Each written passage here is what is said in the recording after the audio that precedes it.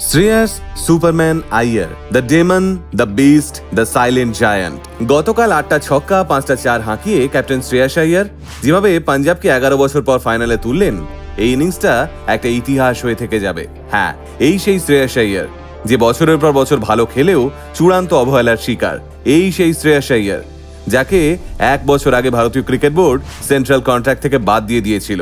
এই সেই শ্রেয়াস আইয়ার যাকে আসন্ন ইংল্যান্ড সিরিজে দলেই জায়গা দেয়নি বিসিসিআই। তাই হয়তো এদিন গোটা মুম্বাইকে একা গিলে নিয়েও এক ফোঁটা উচ্ছ্বাস দেখাননি শ্রেয়াস। হ্যাঁ, আগামী 3রা জুন বিরাট কিং কোহলির মুখোমুখি আমরা এই শ্রেয়াস আইয়ারকেই খেলতে দেখতে পাবো। এবার আইপিএল ফাইনাল হবে সেই দুটো দুর্ভাগা টিমের মধ্যে যারা ভালো খেলেও কোনোদিন ট্রফি জিততে পারেনি। একদিকে ক্যাপ্টেন হিসেবে রাজত পাতিদার যেমন আরসিবিকে প্রথমবারই ফাইনালে তুলেছেন, ঠিক তেমনই অন্যদিকে শ্রেয়াস আইয়ারের আইপিএল ক্যাপ্টেন্সির ট্র্যাক রেকর্ডও দুর্দান্ত। তিনি 13 বছর পর দিল্লিকে ফাইনালে তুলেছেন, 10 বছর পর কলকাতাকে চ্যাম্পিয়ন বানিয়েছেন, আবার এবার 11 বছর পর পাঞ্জাবকে ফাইনালে তুলেছেন। তাই এবারের আইপিএল ফাইনালটা যে হাড্ডাহাড্ডি হতে চলেছে এ বিষয়ে কোনো সন্দেহই নেই। তবে প্রথম প্লে অফে আরসিবির কাছে হেরে একটু চাপেই ছিলেন পাঞ্জাব কিংসের ক্যাপ্টেন শ্রেয়াস আইয়ার। গত ম্যাচে প্রথমে ব্যাট করে ব্যাটিং বিপর্যয়ের ক্ষত পেয়েই হয়তো গতকাল টসে জিতে শ্রেয়াস আইয়ার মুম্বাইকে প্রথমে ব্যাট করতে পাঠানোর সিদ্ধান্ত নেন, কিন্তু তারপরেই নামে বৃষ্টি। আর বৃষ্টিতে ম্যাচ ভেস্তে গেলে মুম্বাই এমনিতেই ছিটকে যেত। এমন ভয়ানক চাপ মাথায় নিয়ে রাত 9:40 নাগাদ ব্যাট করতে নামেন রোহিত শর্মা এবং জনি বেয়ারস্টো। কিন্তু গত ম্যাচে দুর্দান্ত পারফর্ম করা হিটম্যান এদিন মাত্র 8 রান করেই স্টয়নিসের শিকার হন। তবে বেয়ারস্টো গত ম্যাচের ফর্ম অব্যাহত রেখেই একটার পর একটা বলকে বাউন্ডারি লাইনের বাইরে পাঠাতে থাকেন। আর বেয়ারস্টোকে অপর প্রান্ত থেকে যোগ্য সঙ্গ দিতে থাকেন তিলক ভার্মা। আর তারপরেই 7 ওভারের মাথায় একটা বাজে শট খেলতে গিয়ে 38 রানে ডাগআউটে ফিরতে হয় বেয়ারস্টোকে।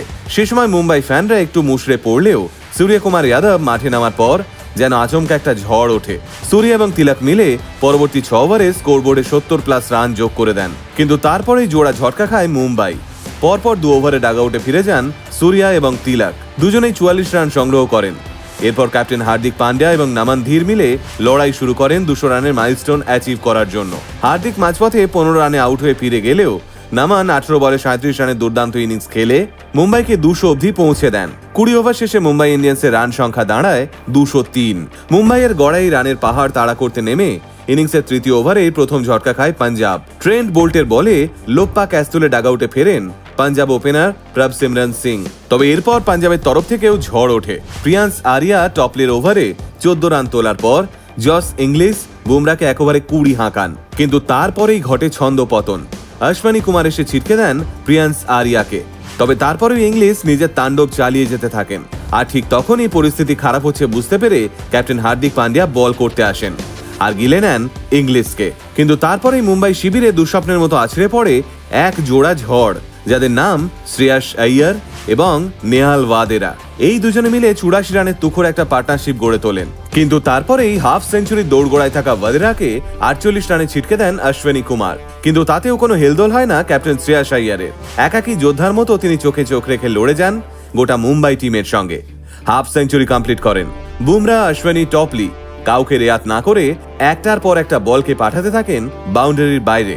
এদিন শ্রেয়াস আইয়ার যখন ম্যাচের লাস্ট ছক্কাটা হাঁকালেন তখন সত্যি সত্যি সেটা দেখে মনে হচ্ছিল কোন সিনেমার দৃশ্য। সিনেমার পর্দায় ডুবন্ত জাহাজকে একজন ক্যাপ্টেন যেভাবে বাঁচিয়ে তোলেন, এদিন শ্রেয়াস ঠিক সেভাবেই একার হাতে 11 বছর পর ফাইনালে তুললেন পাঞ্জাবকে। যতদিন আইপিএল থাকবে ততদিন ক্যাপ্টেন শ্রেয়াসের এই ইনিংস নিয়ে বারংবার কথা হবে। প্রবল চাপের মুখে পড়েও এমন বুক চিতিয়ে রান চেজ করে টিমকে ফাইনালে তোলা মুখের কথা নয়। আর তার মধ্যে যদি বিপক্ষে 5 বারের চ্যাম্পিয়ন টিম থাকে তাহলে তো অনেকেরই নার্ভ ফেল করে যায়। তবে যে দলের হেড কোচের নাম রিকি পন্টিং, তাদের নার্ভ ফেল করানো হয়তো একটু কঠিন। তা যাই হোক, প্রিটি জিন্টা ঠোঁটের হাসি চওড়া করে আপাতত ফাইনালে পাঞ্জাব কিংস, বিপক্ষে রয়্যাল চ্যালেঞ্জার্স বেঙ্গালুরু। এই দুটো দলই গত 18 বছর ধরে অপেক্ষা করে আছে আইপিএল চ্যাম্পিয়নের ট্রফিটা ছুঁয়ে দেখবে বলে। এবার দেখার 3রা জুন রাতে কে সেই শিরোপাটা ছিনিয়ে নিতে পারে। আপনাদের কি মনে হয়, শ্রেয়াস কি পারবেন চ্যাম্পিয়ন হতে, নাকি এবছর প্রথমবার বিরাট কিং কোহলির হাতে আইপিএল ট্রফি উঠবে? কমেন্টে নিজেদের মতামত জানাতে ভুলবেন না কিন্তু।